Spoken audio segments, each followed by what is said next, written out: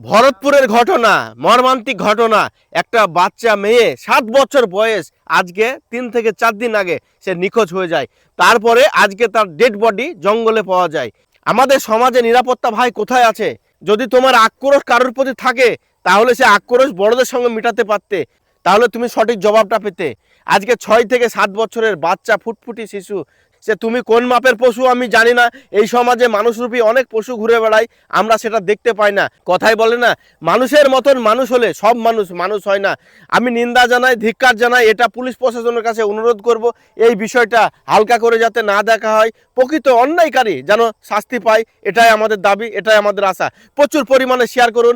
এই 6 থেকে 7 বছরের বাচ্চা প্রতিটা কম বেশি বাড়িতে আমাদেরও আছে। আমি তো জানি 6 থেকে 7 বছরের বাচ্চার কোনো জ্ঞান থাকে না।